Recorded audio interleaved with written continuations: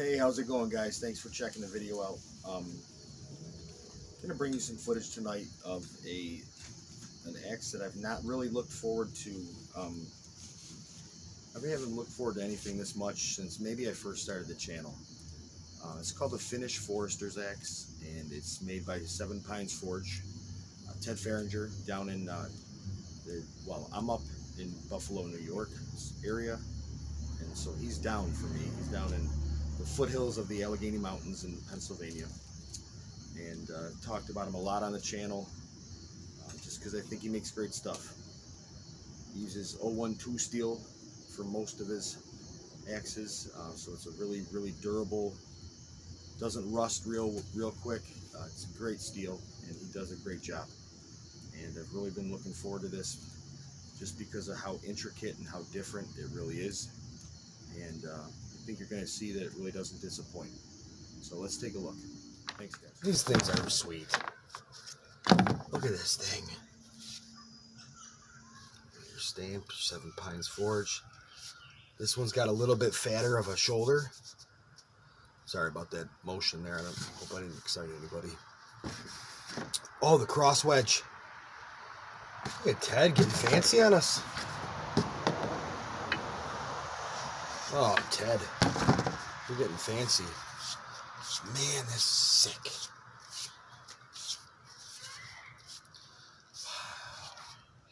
Yeah, we're definitely going to have to try these out. The axe from Finland, the Bilnas, and the Seven Pines Forge, Ted's axes, Ted Ferringer. There's not much difference. In fact, I'll tell you right now, the only difference is how rounded off this blade is. And I'll tell you, this blade is only that rounded off because of the user of the blade, or the axe. The user is the one that probably made this as round as it is. I can guarantee you that, judging based on the accuracy of everything else in this axe, I mean down to the palms, not the thumb stud, not thumb stud, that's a knife term, you moron, but down to the beard, like if you put them together, they're literally, I mean, Ted is spot on, perfect, authentic, and that's crazy. That's awesome. That's amazing. It shows that he cares and he does his work right, and he's also very consistent. All right, so we got the Finnish Forester's axes, the two of them here, and we're gonna see how they do in, dropping a tree. This is a young, half-dead poplar tree, and it's on its way down, and I'm gonna help it out quite a bit. Um, you know, start off with the 30-inch handle, and then we'll do the 28-inch handle, then we'll do the 24-inch.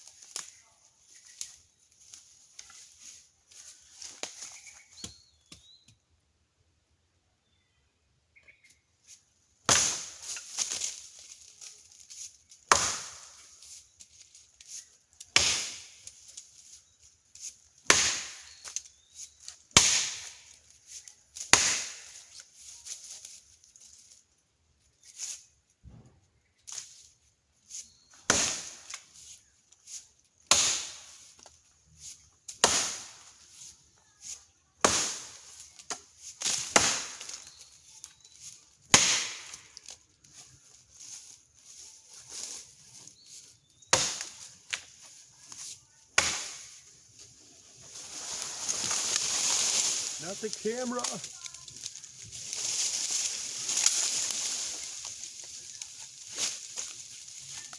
Luckily, the top isn't all dead.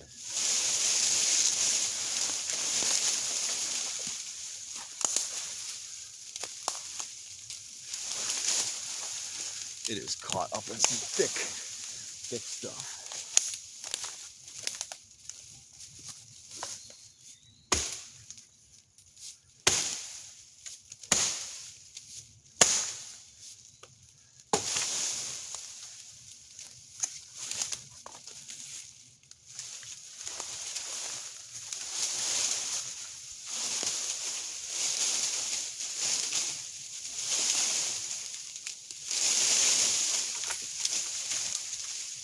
Wow.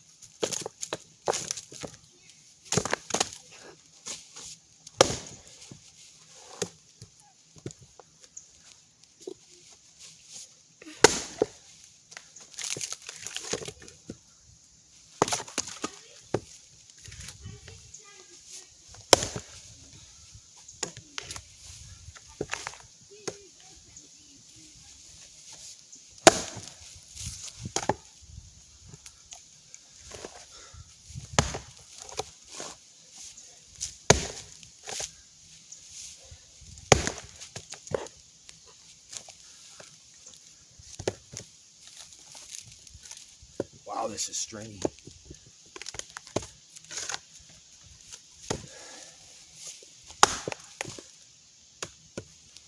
I guess I should swing it instead of just trying to drop it in there.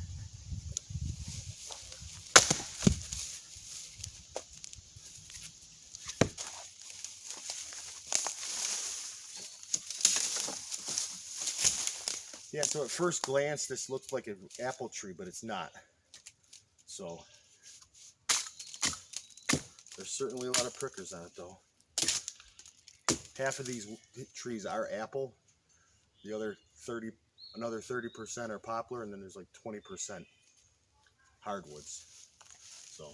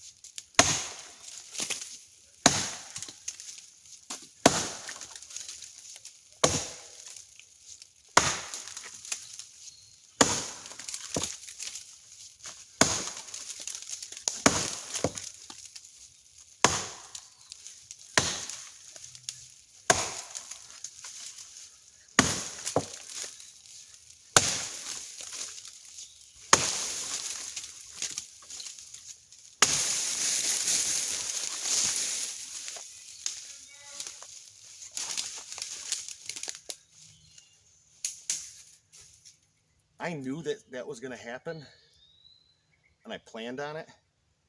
You can see I stepped back, but that was still pretty close. Man, I feel like sometimes no matter how many precautions you take, you can still you're still putting yourself in harm's way. Anytime you're doing anything like this.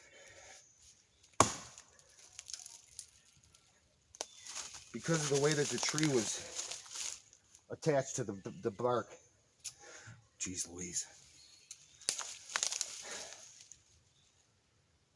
So because of the way that the branch was attached to the trunk, it came out here and it wrapped around. And so when I released it from the trunk, though all the weight of it was on the other side of the trunk. So it wrapped around, and this acted like a pivot, and the weight of the tree brought it down, and it brought the part that I just chopped off back at my face. I was a little bit scared for a second. So, but it's just, you got to be careful. You really do. For myself, I think I definitely like the longer handle better for any type of bigger work. There's not even really a choice in my mind. I like the longer handle better. But guys, I really encourage you to take a look at these things. Like I said, I mean, I think they're like $300, and the amount of work that goes into these things, it's a work of art. Even the handle, even hanging it, like, you know, they get the long neck here, or the eye channel, and the shoulder. I mean, he just does a lot of work. So much labor goes into these things, and still pretty dang sharp. You know, I know that he loves these. I've talked to him more about these axes than any other. He says they're the most work, but he also says they're the most fun and the most rewarding. And it's because they are a work of art. So take a look, sevenpinesforge.com. There's a little bit of a waiting list, but it's worth it. I'm telling you right now, you get an axe like this, you don't let it go. You know, you hang on to this, you use it, you treat it right, and then you pass it down to your kids. So I would recommend it, man. Definitely a unique, and to be honest with you, the way that the larger one swings, the longer handled one, effective and good. So guys, thanks for watching. Hit like, subscribe, and we'll see you guys soon. Thanks.